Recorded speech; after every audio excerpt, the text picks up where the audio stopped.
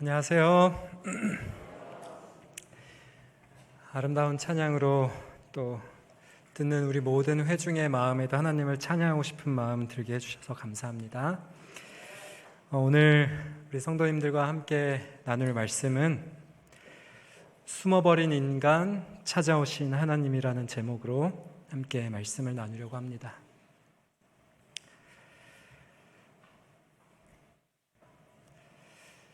중국 춘추 전국 시대를 들어보셨을 줄 압니다. 기원전 6세기에 중국 대륙의 수십 개의 나라가 우후죽순처럼 일어나서 끝없는 전쟁 속에 나라가 쇠하기도 하고 흥하기도 했던 그 시대에 손무라는 한 사람이 전쟁에서 이기기 위한 전술과 전쟁의 법칙들을 기록한 어떤 책을 썼을까요? 손자병법이라는 병법서를 기록했습니다. 이 책이 얼마나 대단하고 통찰력이 있고 참 좋은 책인지 2600년이 지난 오늘날에도 실제로 이 손자병법서에 기록된 그 원리들을 적용하여 국가와 혹은 여러 기업들을 운영하는 데 도움을 받는다고 합니다. 이 책에는 여러분들 가장 잘 아시는 뭐가 기록되어 있을까요? 뭐 잘 아세요? 네? 36? 우리 36개? 주랭랑 실제로 병법서에 있습니다, 여러분. 네. 이 손자가 기록한 이 병법서의 36번째 전쟁에서 승리하는 법칙이에요. 이길 수 없는 상대 같으면 뭐 해라? 도망쳐라. 그리고 그 다음으로 여러분들 잘 아시는 게 있어요. 네? 어떻게 이렇게 제가 원하는 답들을 쏙쏙 말씀하시는지. 지피지기면 백전백승이라는 말은 없고요. 백전불태라는 말이 있습니다.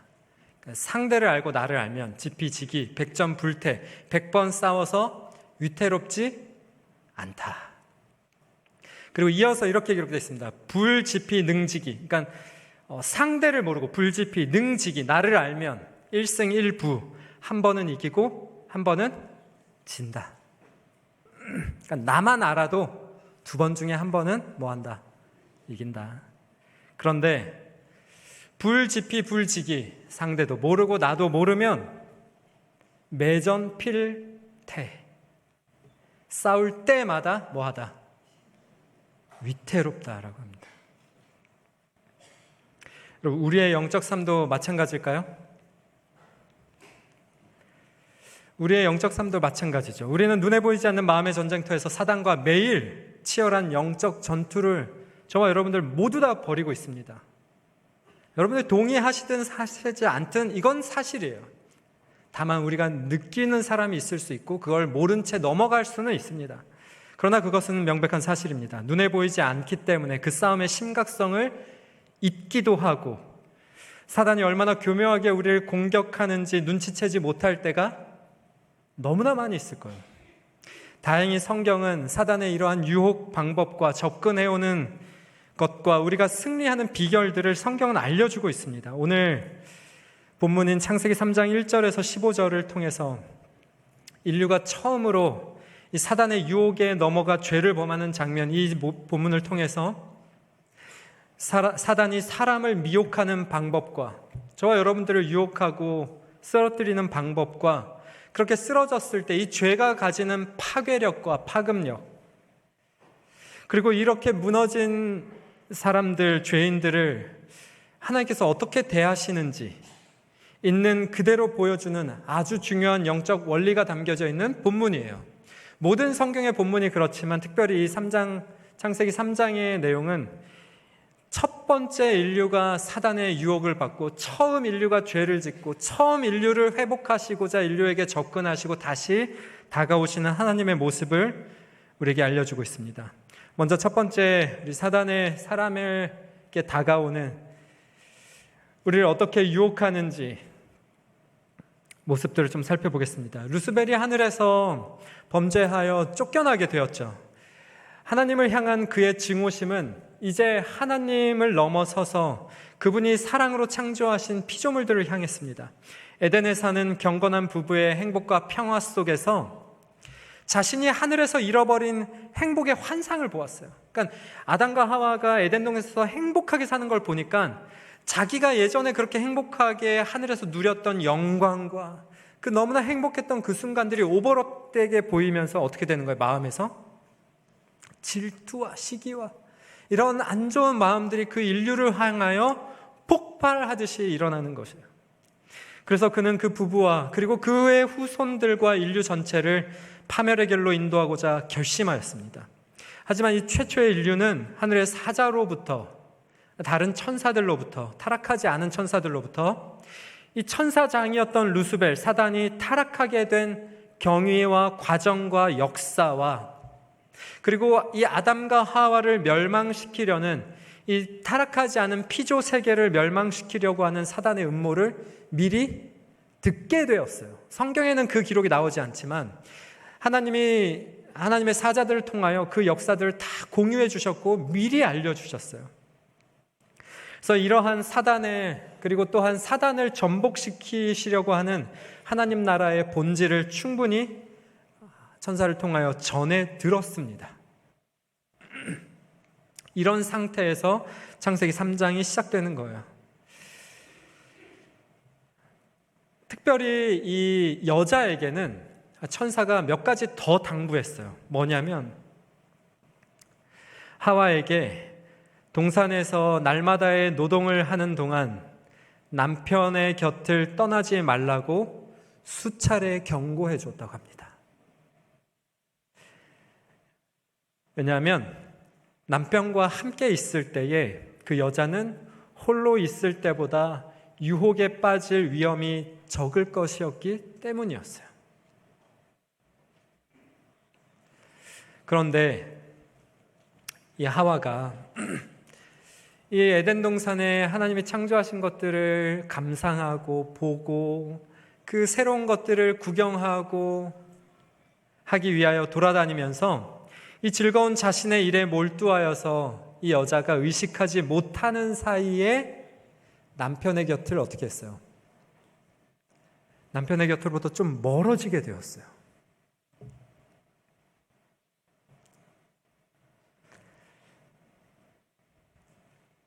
오늘 본문 1절에서 5절을 보시면 이 뱀이 나오는데 들짐승 중에 뱀이 가장 간교하더라. 뱀이 누구에게 물어 가로되? 왜 여자에게 물었을까요? 왜냐하면 여자밖에 없었어요. 이 여자가 남편의 곁을 잠시 떠나 있었거든요. 그리고 사단은 그 여자가 남편의 곁을 떠난 걸 보고 접근을 한 거예요. 그래서 대화를 하는데 원래 남편과 같이 있었다면 이 대화의 주도를 누가 했을까요? 아담이 했겠죠. 그런데 여자에게 물었고 여기에는 아담이 등장하지 않습니다. 그러면서 여자에게 물어요. 참으로 너희더러 동산 모든 나무의 실과를 먹지 말라 하시더냐. 뱀과 여자의 대화입니다. 이 대화 속에 아담은 등장하지 않는 것이요. 자신이 홀로 있다는 것을 이 하와가 그 에덴 동산을 돌아다니면서 하나님 지으신 것에 감탄하고 너무나 감동받고 얼마나 신기하고 아름다웠는지. 여러분, 우리도 봄에 꽃구경 가고 가을에 단풍 구경 가면 감탄을 쏟아내잖아요. 그것보다 더 했겠죠. 하나님이 태초에 만드신 그 세상은 얼마나 아름다웠겠어요. 죄의 흔적이 전혀 없는 그 세상, 그것을 보면서 정신이 거의 팔려서 홀로 있다는 것을 뒤늦게 깨달았을 때에 이 하와가 부조와 선지자에 의하면, 화인 여사가 기록한 글에 의하면 그 천사가 경고했던 내용이 떠올랐어요. 남편을 되도록이면 떠나면 안 된다, 가까이 붙어 있어야 된다, 이렇게 말한 것을 떠올리고 이 위험성에 대한 불안을 잠시 느꼈어요. 그런데 이 하와가 어떤 생각이 들었냐면 스스로 자기는 악을 분별하고 대항할 어느 정도의 지혜와 능력을 가졌다고 단정하고 불안과 공포심을 물리쳐버렸습니다. 그럴만하죠, 여러분. 우리 성인들도 그런 마음 가지잖아요. 나는 그 유혹은 이런 환경에 있어 나는 이길 수 있어.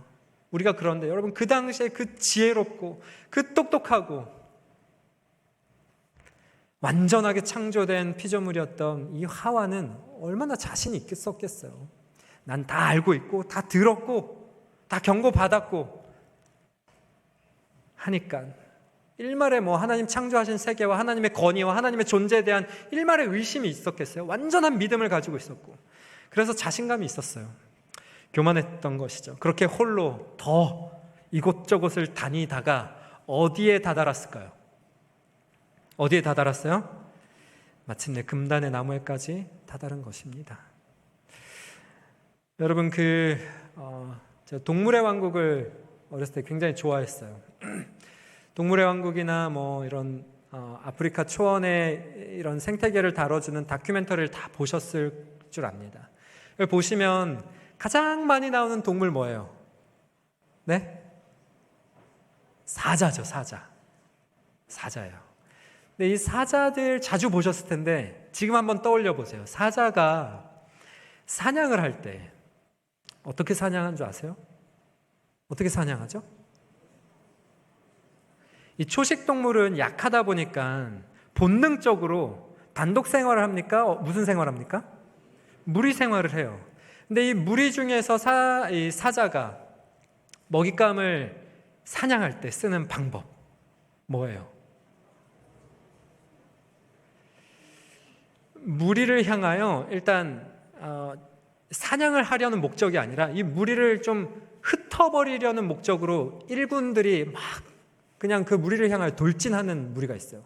사단이 이미 그 반대쪽에서 다 포위하고 있어요. 실제로 굉장히 이 사회적인 동물이기 때문에 사자가 이미 다른 암사자들은 반대쪽에 포진하고 있습니다. 그래서 일진 무리들이 그 무리를 향하여 초식동물 먹잇감들을 향하여 돌진합니다. 그러면 막 혼비백산해서 이 초식동물들이 막 흩어지죠.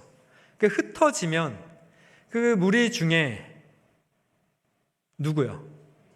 새끼나 병들고 약한 그 개체가 어떻게 됩니까? 그 무리로부터 떨어져 나옵니다. 이탈돼요. 그러면 그 이탈되는 그 새끼나 느리거나 약한 그 개체를 사자들이 뭐로 삼아요? 목표물로 삼고 다 같이 몰려들어서 그 먹잇감을 공격합니다. 이게 사자가 쓰는 방법인데, 오늘 본문을 보면 오늘 본문뿐만이 아니라 우리 모든 성도들을 향하여 역사를 통하여 사단이 그리스도인들을 사냥하고 공격하는 방법도 이와 같아요. 베드로전서에 보시면 이런 말씀이 있죠. 근신하라, 깨어라, 너희 대적 마귀가 뭐같이?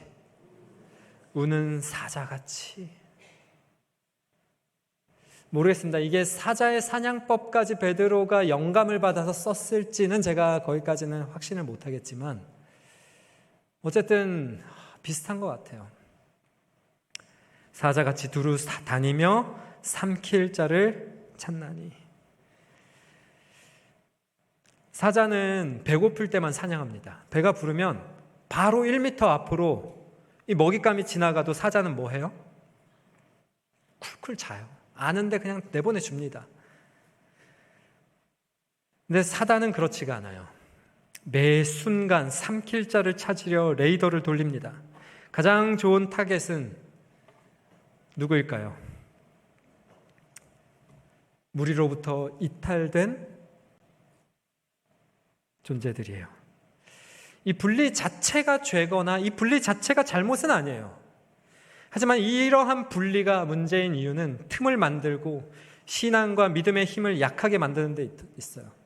불붙은 장작들도 우리가 캠프를 가면 불멍을 많이 하죠. 이렇게 불을 피워놓고 하는데 불을 피우는 방법이 뭐예요? 나무를 막 이렇게 테트리스 하듯이 차곡차곡 빈틈없이 쌓은 다음에 불을 붙입니까? 아니면 어떻게 합니까? 공간을 만들고 서로 지지해서 세우거나 아니면은 지그재그로 쌓아 올리죠.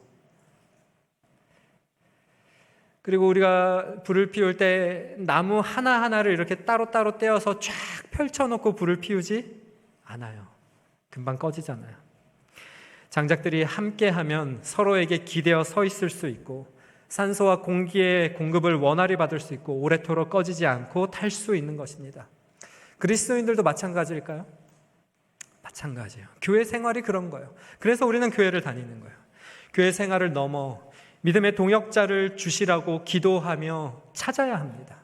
우리가 함께 신앙생활을 같이 해나갈, 단순히 교회만 발도장만 찍고 담임 목사님의 목회자들의 설교만 듣고 가는 것이 아니라 그 이상의 공동체가 필요하고 믿음의 지체들, 내가 힘들 땐 기대고 누군가 힘들 땐 나도 버텨서 그 사람이 기대어 줄 수 있게 해줄 수 있는 나도 되어야 하고 누군가 그런 사람이 나에게 필요하다라는 거예요.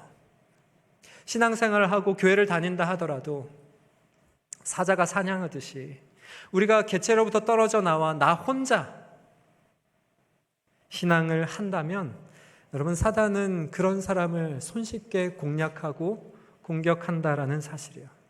우리 교회에 뭐가 있습니까, 여러분? 혼자 신앙생활 외롭게 하지 마시라고 뭐가 있어요? 안교 교과반도 있고 뭐가 있어요? 소그룹이 있잖아요. 그래서 있는 겁니다, 여러분. 소그룹 여러분들 취미 가지세요, 교회에서 취미생활 열심히 하세요 라고 만들어 놓는 것이 아니에요. 우리 성경을 연구하는 소그룹도 있고 취미와 연관된 소그룹들도 있지만 그럼 모든 소그룹에 통하여 근본적으로는 무엇을 의도한 거예요? 성도들끼리 친분을 쌓고 교제하며 힘들고 어려울 때 서로를 챙겨줄 수 있는 믿음의 식구들이 되라고 만들어 놓은 거예요. 근데 요즘 사회가 워낙 개인주의화 되다 보니 많은 그리스도인들이 우리 교회뿐만이 아니라 일반 개신교들도 마찬가지죠. 많은 그리스도인들이 교회에 깊이 몸담고 싶고 발담고 싶지 않아요. 그래서 막 접근해 오고 신상을 알려고 하고 막 소그룹에 넣어드리려고 하면 어떻게 합니까? 네? 막 질색팔색을 하시면서 선을 그으시잖아요. 물론 그런 시간 필요합니다. 그러실 수 있어요. 근데 어느 정도의 그런 시간을 가지신 후에는 어떻게 하는 게 바람직할까요? 어떻게 하는 게 하나님께서 우리의 영적인 건강과 안전을 위해 바라시는 걸까요, 여러분? 우리의 믿음의 동역자와 지체가 필요하고 저와 여러분들 역시 누군가에게 그러한 사람이 되어 주어야 한다라는 사실을 오늘 본문에서 우리가 잊지 않으시길 바랍니다. 두 번째는 그렇게 홀로 분리되어 이곳저곳을 다니다가 금단의 열매까지 이른 이 여자가 부조와 선지자에 의하면 이런 생각을 했어요. 왜 하나님께서 우리들에게 이 과실을 금하셨을까? 라고 자문했어요. 이걸 입 밖으로 냈는지 생각으로만 했는지까지는 제가 모르겠어요. 그런데 부조와 선지자에 의하면 바로 이때가 유혹자의 절호의 기회였다라고 말합니다. 그러니까 그걸 입 밖에 냈는지 아니면 표정으로만 읽고 했는지 모르겠지만 아무튼 사단이 그걸 알아차렸다고 하는 거예요. 이 여자가 지금 뭐하고 있구나, 하나님이 하신 명령에 대하여 뭐하고 있구나, 의문을 품고 있고 의심을 품고 있고 내가 조금만 부추기거나 조금만 이렇게 방향을 틀어주면 어떻게 하겠구나, 금방 하나님의 이 뜻에 대하여 돌아서 버리겠구나라는 걸 눈치채버렸어요.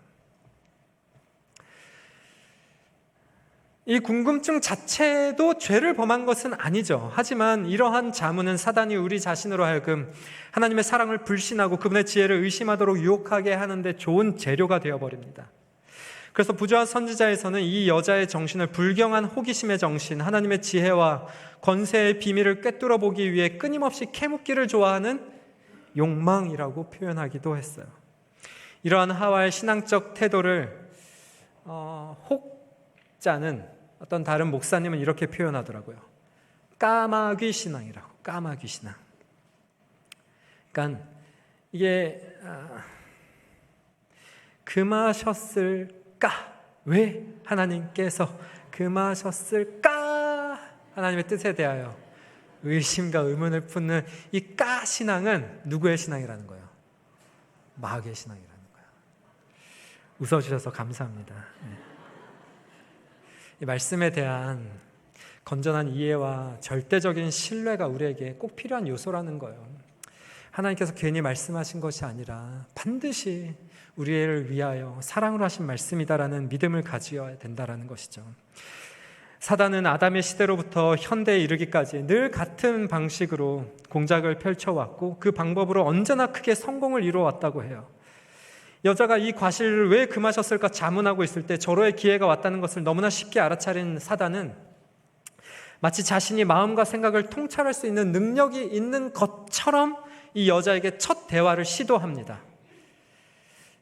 야, 하나님이 진짜 너네한테 모든 이 동산의 모든 나무의 실과 전부를 먹지 말라고 하셨어? 이렇게 물었어요. 네, 하나님이 그렇게 말씀하셨나요? 이렇게 말씀하신 적이 없죠. 다 먹어라. 근데 뭐만? 이 나무 하나만 먹지 마라. 이렇게 말했는데 언제나 사단은 이렇게 공격해 옵니다, 여러분. 하나님 말씀하신 그대로 오지 않아요. 이걸 비슷하면서 약간 다르게 해서 옵니다. 진짜 하나님이 그러셨어? 아닌 거 알죠? 그런데 이렇게 와요. 그랬을 때 여자가 뭐라고 대답합니까? 하나님이 이거 먹으면 너희가 죽을, 여기도 뭐라고 해요? 하노라. 네, 하나님이 그렇게 말씀하셨어요? 너네 이거 먹으면 죽을 수도 있어. 이렇게 말씀하셨어요? 아니죠. 뭐라고 하셨어요? 정녕 죽으리라. 근데 여자가 죽을까? 또 이렇게 말하니까 또다시 한번 절호의 기회가 왔다는 걸 사단은 너무나 쉽게 알았어요. 끝났다. 이제 정말 끝났다. 죽을까? 이미 넌 끝났다. 그러니까 사단이 뭐라고 해요? 너희가 결단코 죽지 아니하리라. 대범하게 얘기합니다. 그러니까 우리가 조금 양보하면 사단은 어떻게 해요? 우리에게 굉장히 크게 치고 들어옵니다. 이게 사단의 패턴이에요, 여러분. 그래서 우리가 하는 조금의 양보는 엄청난 사단의 공격을 야기시키고 사단은 그렇게 언제나 그 타이밍을 놓치지 않는 존재라는 거예요. 여러분, 사단과 대화하시면 안 돼요. 사단과 협상을 하시면 안 돼요. 사단과 이 티키타카를 절대 하시면 안 됩니다. 패배가 불보듯 뻔한 것이에요. 사단과의 대화에서 논리적으로든 감정적으로든 감성적으로든 이겨낼 사람이 없어요. 사단과의 대화를 시작하지 마시고 거래하지 마시고 이 협상 테이블을 펴지 마시기 바랍니다. 말씀과 말씀하신 분에 대한 건전한 이해와 순전한 신뢰를 가지고 유혹자의 접근을 원천봉쇄해야 한다는 사실을 기억하시기 바라요. 이 하와는 사실 원천봉쇄할 수 있었거든요. 근데 이 원천봉쇄의 기회를 스스로 놓아버렸어요. 유혹자의 접근을 원천봉쇄하는 지혜가 우리에게 필요합니다. 그 첫 번째는 함께하는 것이에요. 절대 믿음의 지체로부터 분리되어 오랜 시간을 계시면 안 된다는 사실을 기억하시기 바랍니다.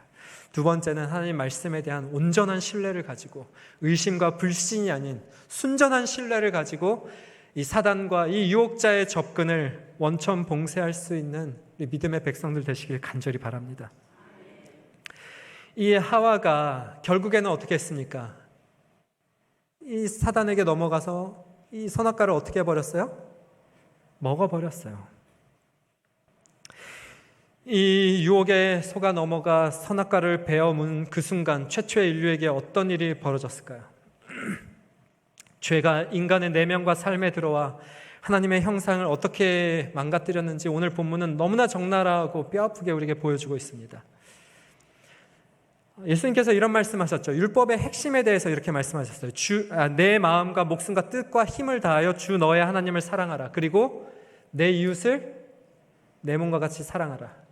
이 두 계명이 온 율법과 선지자, 여기서 말하는 온 율법과 선지자는 대명사예요. 어떤 대명사냐면 구약 성경 전체를 일컫는 대명사로 성경에서 쓰이는 단어입니다. 실제로. 그래서 여러 차례 쓰여요. 율법과 선지자라는 말은 여러 차례 반복되는 성경을 가리키는 단어예요. 그래서 온 율법과 선지자의 강령, 모든 성경의 핵심이 이거다. 뭐다? 하나님을 사랑하고 이웃을 사랑하라라는 거라는 거예요. 그렇다면 죄가 들어오는 순간 무엇이 망가질까요? 인간을 둘러싼 모든 사랑의 관계가 다 파괴되는 모습이 오늘 이 본문 속에 나타나요. 아담과 하와가 죄를 짓고 난 후에, 선악과를 먹고 난 후에 이런 영적 증상이 벌어집니다. 6절이죠. 여자가 그 나무를 본즉 먹음직도 하고 보암직도 하고 한즉, 그래서 어떻게 했어요? 누구에게 주었어요? 남편에게 주었어요. 남편도 어떻게 했습니까? 먹은지라. 다른 사람도 죄를 짓게 합니다. 전염성이 있어요. 두 번째는 죄를 짓고 난 후에 이 사람들이 전혀 이전에는 경험해보지 못했던 감정을 경험하는데, 그게 뭐예요? 수치심과 부끄러움이에요. 자신들이 뭐 한 걸 알았어요? 벗은 줄 알았더라. 그래서 수치심을 느끼고 무엇을 해서 만들어 입었어요?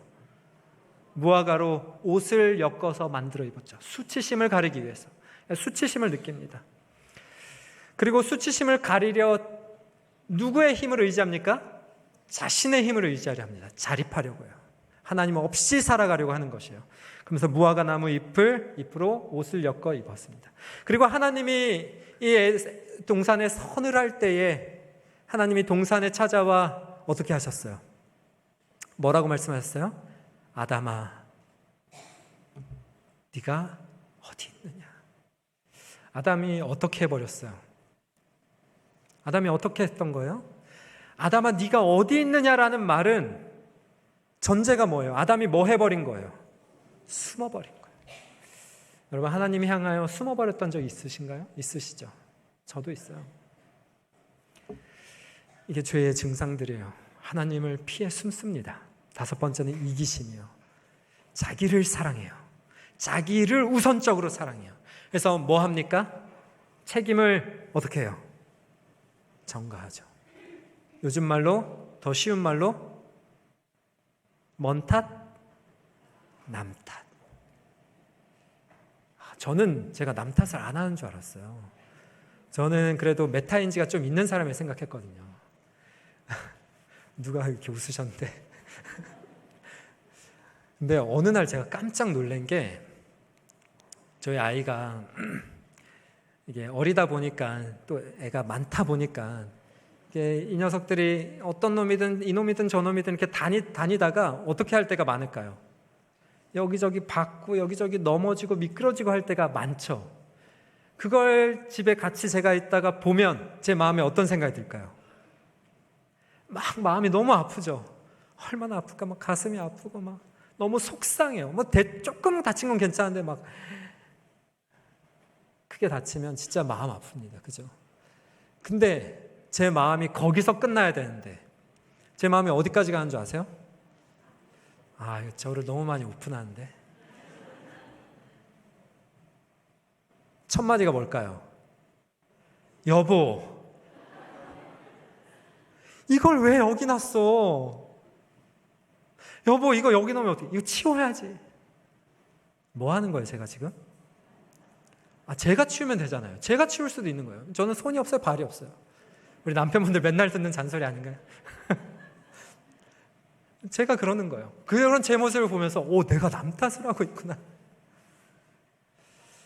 이게 정말 우리의 본성과 본능적으로 이게 되더라고요. 이게 죄인들의 모습이에요. 이 모든 증상의 단 하나로 이렇게 좀 결론 내보자면 관계의 파괴입니다. 이게 어떻게 관계의 파괴인지 좀 볼까요?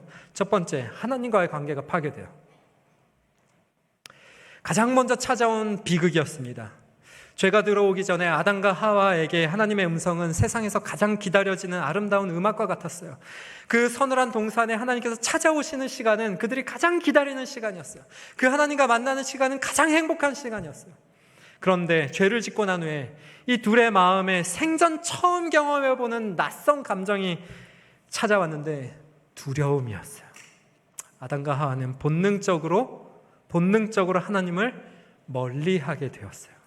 자신들을 부르시는 사랑의 이 음성을 듣고도 그들은 짙은 나무 사이로 도망쳐 하나님의 낯을 피하여 숨어버렸습니다. 평안의 근원이신 하나님과의 영적 고리가 끊어지자 그 빈자리에 영원한 불안과 공포가 밀려온 것이었어요. 우리 역시 그럴 때가 너무나 많죠. 먼지 쌓인 성경책을 펴기가 두렵고, 때때로 그 죄가 너무나 무거워서 기도가 입 밖으로 나오지 않을 때가 있어요. 교회로 향하는 발걸음이 무거워지고 성도들을 보는 것이 반갑지가 않을 때가 있어요. 하나님과의 사랑의 관계가 깨어졌기 때문인 것입니다. 여러분, 6,000년 전 에덴 동산에서 나무 뒤에 숨어 벌벌 떨고 있던 저 죄인들의, 인류의 첫 조상들의 심리가 오늘날 우리의 모습과 너무나도 닮아 있습니다. 우리가 죄의 유혹에 넘어져 있을 때, 영적인 침체에 빠져 있을 때 가장 뚜렷하게 나타나는 증거 뭘까요? 교회 가기 뭐하다?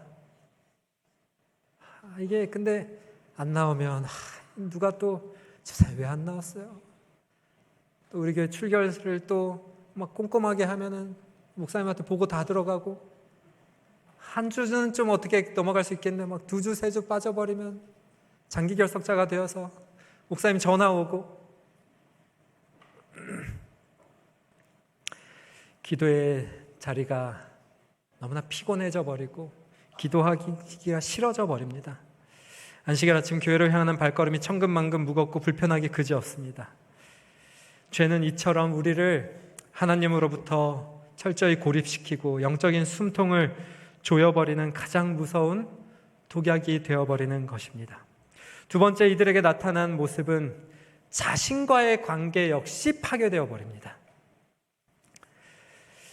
뱀은 선악과를 먹으면 너희 눈이 밝아져서 하나님과 같이 될 것이라고 유혹했죠. 실제로 그들이 열매를 먹었을 때 눈이 밝아지기는 했어요. 그래서 무엇을 보았어요? 크고 놀라운 하나님의 영광을 바라보았습니까? 아니면 자신들의 초라하고 벌거벗겨져 버린 몸을 보아버린 것입니다. 영광의 빛이 그들의 몸을 둘러싸고 있었거든요. 그들의 입고 있던 옷은 빛의 옷이라 그랬어요. 그러니까 광채가 났던 거예요. 그런데 그 빛들이 다 거두어지고 나니 너무나 부끄러운 내 알몸이 드러난 것이에요. 초라하고 벌거벗은 몸이었던 것이에요. 내면을 채우고 있던 하나님의 빛이 사라지자 그제야 자신들의 치부와 약점과 한계와 수치심이 적나라하게 보이기 시작하는 것입니다. 이때부터 인간의 슬프고도 피곤한 역사가 시작됩니다. 자신의 연약함과 수치를 발견한 인간들이 더 이상은 하나님을 의지하지 않으면서 하나님께 나아가 주님, 제가 벌거벗었습니다. 저를 덮어주십시오라고 은혜를 구하는 대신에 자신의 힘을 의지합니다. 무화과 나뭇잎을 엮어 치마를 하였더라. 어떻게든 내 힘으로, 내 방식으로 내 부끄러움을 가려보려는 눈물겨운 발버둥을 치기 시작합니다. 슬프면서도 슬프지 않은 척 살아가고, 약하면서도 강한 척하면서 살아가고, 쉽게 시들어버리는 세상의 무화과 나뭇잎을 긁어모아 나를 포장하느라 피곤하고 고단한 인생을 살아가는 오늘날의 인생들 아니겠습니까? 이것이 죄 지은 인간이 자신과 맺는 일그러진 관계가 아닐까요? 자기 안에 있었던 하나님의 존귀한 형상을 잃어버렸기에 끊임없이 남들과 비교하며 열등감과 비교의식에 사로잡히고 건전한 자아상도 갖지 못한 채 수많은 사람들이 열등감에 빠져 살아갑니다. 열등감에 빠지지 않고 살아가는 사람은 그 반대 열등감의 또 다른 얼굴은 뭐라고 합니까, 여러분? 교만이라고 하죠. 교만은 열등감의 또 다른 얼굴이에요. 사실 같은 뿌리를 두고 있습니다. 같은 데 뿌리를 두고 있어요. 이 교만과 열등감은 반대의 모습인 것 같지만 사실 같은 데 뿌리를 두고 있어요. 둘 중에 하나예요, 우리는. 교만하거나 열등감 속에 있거나. 두 개 다 좋지 않아요. 두 개 다 하나님과의 관계 속에서 하나님께서 내 안에 심어놓은 이 자아의 이 가치를 온전히 하나님 안에서 발견하지 못한 사람은 두 가지 중에 하나를 가져요. 세상에서 가지고 내가 이룩한 것으로 교만함을 가지든지, 없는 것과 비교하면서 열등감을 가지든지. 그래서 우리는 얼마나 피곤한 삶을 꾸려가고 있습니까? 죄는 우리로 하여금 진짜 내 모습을 잃어버리고 가짜 옷을 입고 살아가게 만들어 버린 것입니다. 세 번째로는 이웃과의 관계를 또 파괴해 버립니다. 이 하와에 대해서 부조화 선지자에서 이렇게 표현하더라고요. 자기 남편을 멸망시키는 대리자가 되어 버렸다. 세 번째 파괴는 우리 주변 사람들, 특히 오히려 가까우면 가까울수록 이 파급력이 더 강합니다. 더 무섭게 나타나요.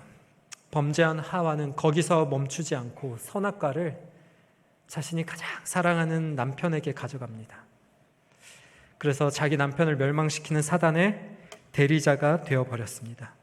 내가 사랑하는 사람도 나와 함께 죄의 구렁텅이로 끌고 들어가는 참담한 도구가 되어버린 것이에요.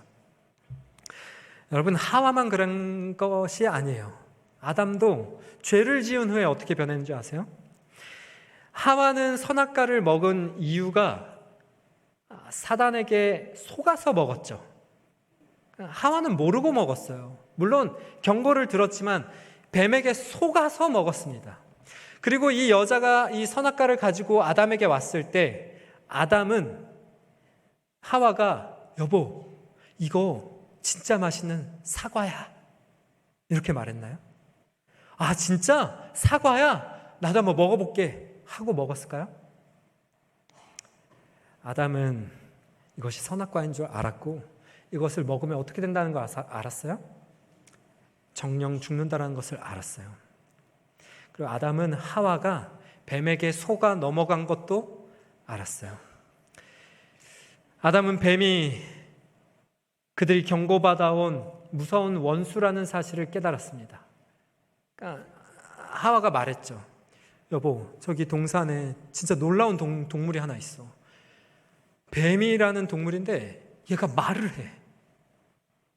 그리고 이거 먹으면 우리 눈이 밝아진대. 이 말을 듣자마자 아담은 알았어요. 아, 그 뱀이 천사들이 말했던 누구구나? 타락한 천사 루스벨이었구나라는 걸 알았어요. 그리고 이걸 먹으면 죽게 된다라는 것도 알았습니다.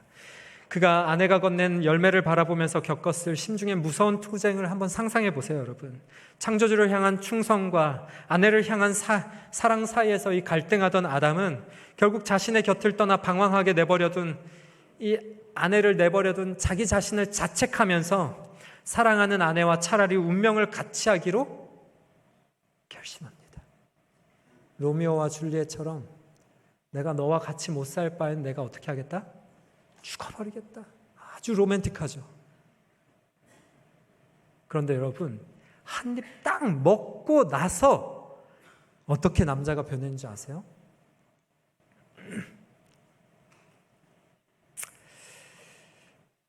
하나님이 동산에 찾아오셨습니다. 동산에 찾아오셔서 아담아, 잘 보이지 않는 거예요. 아담아, 너 어디 있니? 라고 했을 때 아담이 순순히 나오기는 합니다. 나와서 뭐라고 해요, 여러분? 창세기 3장 12절이죠. 아담이 가로되 누가 주셔서? 하나님이 주셔서. 이 동물들이 하나 쌍씩 지나치는 걸 보면서 이름을 지어주고 외로움을 느꼈어요. 얘는 다 짝이 있네. 나는 왜 혼자지? 이 필요성을 느낀 후에 하나님께서 아담의 갈빗대를 뽑아서 그 아담의 필요를 채우기 위하여 하와를 만들어 주셨죠. 그래서 아담이 간절히 바랬는데 바랄 때는 언제고 이제는 뭐라고 하는 거예요? 하나님이 주셔서. 근본적으로 누구에게 책임이 있다? 하나님께 책임이 있습니다. 이 뜻이에요. 하나님이 주셔서 나와 함께 하게 하신 누구? 여자, 그가, 아주 똑부러지게 말합니다. 그가 그 나무 실과를 내게 줌으로 내가 뭐 했나이다? 먹었나이다. 조금 전에는 어떻게 했는데요, 여러분? 내가 이 여자를 이렇게 혼자 내버려둔 게 내 탓이고, 그리고 여자를 내가 너무나 사랑해서 얘 없이는 내가 죽어, 그 마음으로 먹어버렸는데, 먹고 나니까, 죄의 영역에 발을 들이고 나니까 마음이 죄되게 변화가 되었는데, 그러면서 누구 탓을 합니까? 다 하나님 탓, 다 여자 탓을 하는 거예요.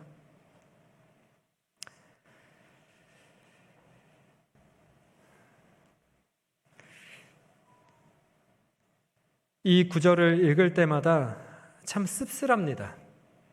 방금 전까지만 해도 뭐라고 했어요?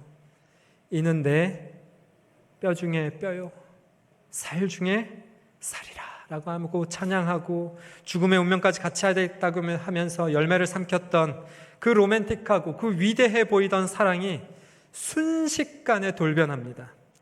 죄가 들어온 지 채 하루도 지나지 않아서 산산조각이 나버렸어요. 아담은 순식간에 돌변하여 비겁하게 아내를 손가락질합니다. 너무나 없어 보여요. 제 얘기 같습니다. 저 여자가 줘서 제가 먹었습니다. 심지어 하나님이 주셔서 나와 함께하게 하신 여자라면서 하나님에게까지 그 책임을 돌려버립니다. 이것이 바로 죄가 만들어낸 인간의 끔찍한 실체예요.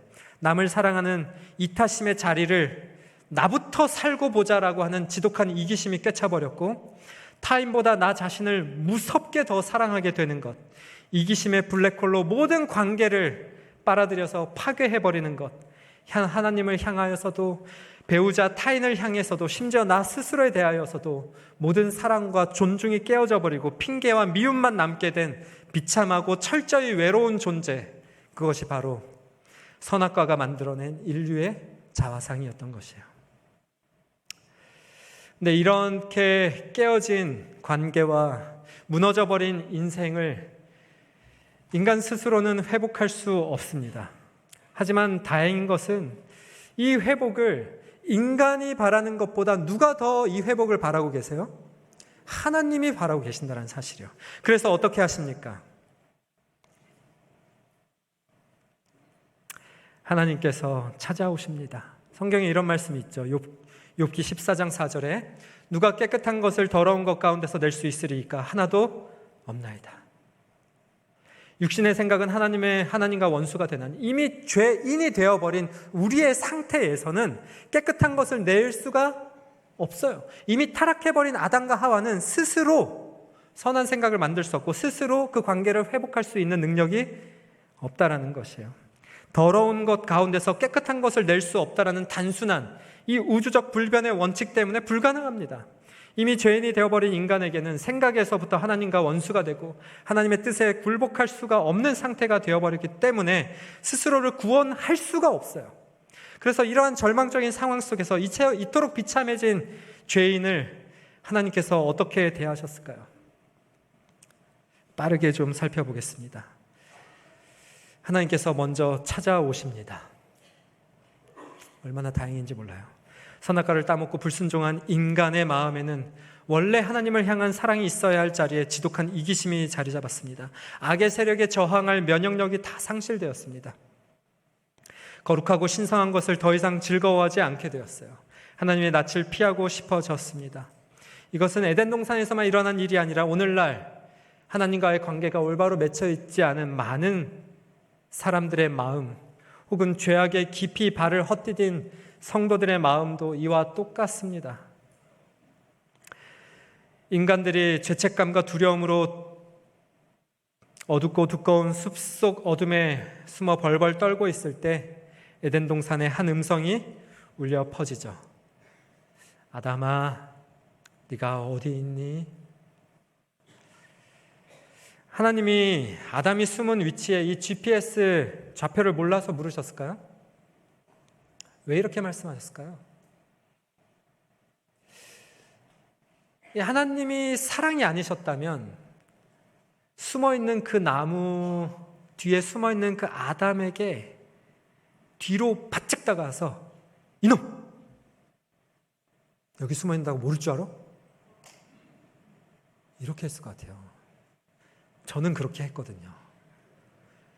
에덴이 이든이가 잘못을 저질러서 숨을 때가 있잖아요. 물론 제가 장난도 반 섞여 있지만 찾아가서 이놈! 놀래킵니다. 깜짝 놀래요.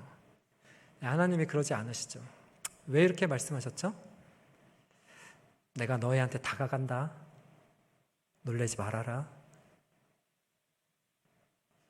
여러분, 얼마나 배려심이 깊으세요. 이 부르심은 이 죄인을 색출해내려고 벌을 주려고 하는 우주적 경찰의 이런 매서운 호통이 아니었어요. 길 잃은 자식을 찾아 헤매는 가슴이 찢어지는 아버지의 애타는 부르심이었습니다. 우리가 먼저 하나님을 찾아갈 수 없을 만큼 철저히 망가졌음을 하나님이 너무나 잘 아시기 때문에 배신한 피조물을 향해 먼저 발걸음을 떼신 것입니다. 우리가 영적인 침체에 빠져 스스로 기도의 자리로 나아갈 힘조차 없을 때 여전히 우리를 포기하지 않으시고 먼저 다가와 우리 마음의 문을 두드리시는 사랑의 하나님을 바라보실 수 있게 되길 바랍니다. 둘째는 하나님이 죄인들의 옹졸한 변명을 끝까지 들어주십니다. 아담이 제가 벗었으므로 두려워하여 숨었습니다. 누가 너의 벗었음을 너에게 알려주었니? 내가 너더러 먹지 말라 명한 그 나무 실과 먹었니? 다 아시죠, 하나님은. 한치의 오해가 없이 하나님을 다 본질까지 다 꿰뚫어 알고 계시죠. 네, 하나님이 물어보세요. 뱀이 어떻게 유혹했는지, 하와가 어떤 마음으로 손을 내밀었고 아담이 그것을 건네받았을 때 어떤 심정이었는지 다 꿰뚫어 알고 계십니다. 근데 하나님은 단정짓지 않으셨어요. 이게 참 놀라운 부분입니다, 여러분. 이게 자녀들 키워보신 분들은 아실 거예요. 자녀들, 제가 어렸을 때 다 그러잖아요. 엄마 아빠는 너네 거짓말하는 거 뭐 해? 다 알아. 어렸을 때 진짜 신기하죠, 그 말이. 저도 신기했거든요. 근데 제가 돼보니까 어때요? 진짜 다 알죠. 여러분 진짜 다 알아요. 진짜 다 알게 되더라고요. 다 알면 여러분 아이들의 말을 듣습니까? 안 듣습니까? 네? 다 자르죠. 다 자르고 어떻게 합니까? 바로 훈육 들어가죠. 엄마 아빠 모를 줄 알아? 너 이래서 이렇게 했잖아. 그래서 거기서 잘못된 거야. 하나하나 다 아니까, 다 안다고 생각하니까. 근데 하나님은 우리를 부모가 자식이 아는 것보다 훨씬 더 한채, 우리는 가끔 안다고 해도 진짜 자식의 그 깊은 마음을 모를 때가 있잖아요. 그래서 실수할 때가 있잖아요.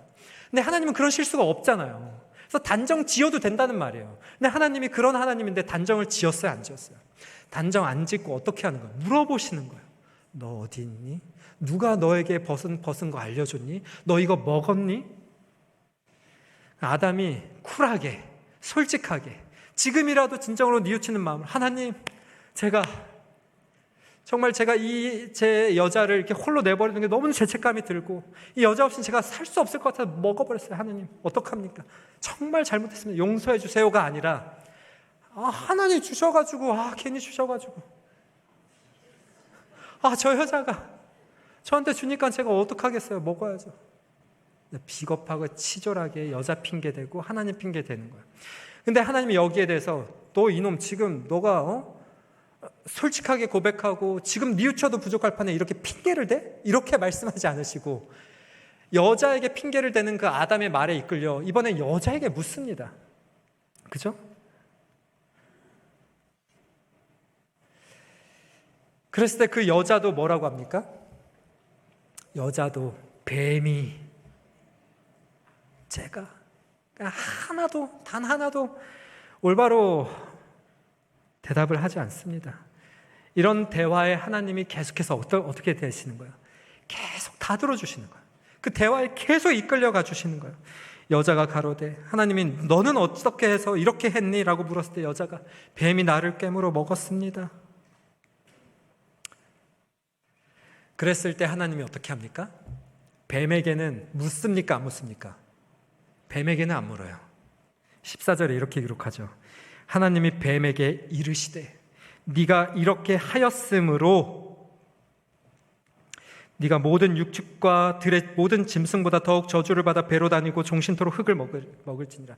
뱀이라는 동물의 저주를 거셨어요. 그리고 15절에서 이번에는 그 동물 안에 빙의하였던 그 사단에게, 본질적인 존재에게 말하죠.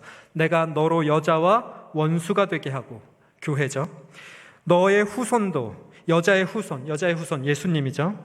여자의 후손과 원수가 되게 하리니, 여자의 후손 예수님이 너의 머리를 상하게 할 것이요 너는 그의 예수님의 발꿈치를 상하게 할 것이라. 이 발꿈치를 상하게 한 것이 무슨 사건이었어요? 십자가에서 예수님의 육체적인 생명을 사단이 거두어간 것을 말하는 것이죠. 하지만 사단은 어디가 박살이 났어요? 머리. 치명상을 입었어요. 십자가를 통하여 사단의 온 그 본성이 온 우주에 다 드러났고 예수님의 품성이 온 우주의 증거가 되어버렸죠. 그 사건을 말하는 것이에요.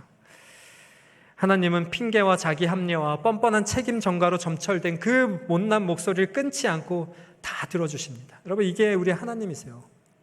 우리가 살면서 이러한 하나님께 도대체 고백하지 못할 죄가 여러분 무엇이 있겠어요? 우리가 아무리 때때로 정말 올바르게 회개하지 못하고 핑계대고 하나님 진짜 쟤도 저랬고 얘도 저랬고 그래서 제가 죄를 지었고, 여러분 이렇게 얘기한다 하더라도 안 하는 것보다 뭐 하다는 거예요? 안 하는 것보다 나아요. 하나님 그걸 다 들어주시고 우리를 올바른 방향으로 이끌어가 주셔야 된다는 거예요. 죄를 고백하면서도 여전히 남 탓을 하고 환경을 원망하기도 합니다. 하지만 괜찮습니다. 우리의 기도가 핑계와 원망투성이일지라도 그저 하나님 앞에 나와 입을 연다면 우리 주님께서 인내하시며 그걸 다 들어주신다라는 모습이 오늘 본문 속에 나와 있어요. 그리고 그 쏟아내는 과정 속에서 마침내 우리의 마음을 만져주시고 올바르고 참된 회개로 우리를 이끌어 가신다라는 사실입니다. 조금 늦어서 정말 죄송합니다만 마지막 말씀드리고 마치겠습니다. 세 번째인데요, 하나님은 그 죄의 책임을 끝으로 그들에게 돌리지 않으셨어요. 너희가 이것을 먹으면 정녕 뭐하리라?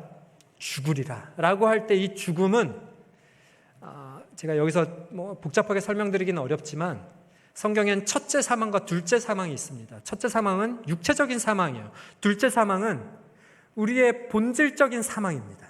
영원한 소멸이에요. 존재의 소멸. 예수님이 심판하러 오실 때에, 재림 때에, 그리고 삼림 때에 완전한 존재적인 소멸을 말하는 거예요.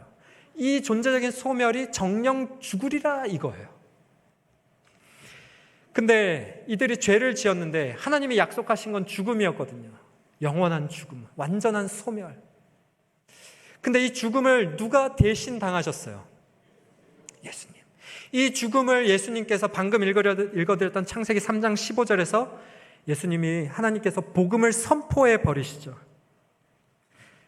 내가 너로 여자와 원수가 되게 하고 너의 후손도 여자의 후손과 원수가 되게 하리니 여자의 후손은 내 머리를 상하게 할 것이요 너는 그의 발꿈치를 상하게 할 것이니라 라고 하는 원복음, 첫 번째 복음, 오리진 가스펠, 원복음을 말씀하시는 것이었어요. 하나님은 이 잘못의 책임을 그들에게 묻지 않으시고 친히 져주셨습니다. 범죄한 인간에게 마땅히 내려졌어야 할 형벌은 죽음이었어요. 선악을 알게 하는 나무 열매를 먹는 날에는 정녕 죽으리라 하셨기 때문이었는데 하나님은 그들을 차마 죽이실 수 없으셨죠. 그래서 자신의 힘으로 지은 무화과 나뭇잎 대신 짐승의 피를 흘려 짐승을 죽여 벗겨 만든 가죽 옷으로 친히 옷을 입혀주셨고 자신의 부끄러움을 가리기 위해 발버둥치는 인간에게 하나님이 친히 생명을 희생하여 영원한 구원의 옷을 입혀주신 것입니다. 여러분, 우리는 에덴에서 벌어졌던 인류 역사상 가장 비극적이었던 첫 번째 영적 전투의 현장을 살펴보았어요. 이 이야기는 수천 년 전 과거에 머물러 있는 옛날 이야기가 아니라 바로 오늘 우리의 일상 속 마음이라는 치열한 전쟁터에서 매일같이 반복되는 우리 자신의 이야기입니다. 여러분, 이러한 영적 전쟁에서 홀로 계시지 마시고 사단과 말을 섞지 마시고 믿음의 공동체와 믿음의 지체들과 더욱더 깊은 관계를 맺으며 하나님의 말씀에 대한 온전한 신뢰를 가지고 머무시기를 간절히 당부드립니다. 죄를 지어서 모든 관계가 끊어지고 무너져버린 인간을 하나님은 오늘도 저와 여러분들을 찾아오셔서 누구야, 어디 있느냐 라고 하며 우리에게 찾아오시고 먼저 다가오셔서 말을 걸어주시고 그리고 우리의 모든 말들을 다 들어주시고 그 모든 것들을 내가 책임지겠다라고 하시는 그 사랑의 하나님의 음성을 믿고 붙잡으시면서 매일의 생애 속에 승리하시는 우리 모든 성도님들 되시길 바라면서 말씀을 마치겠습니다.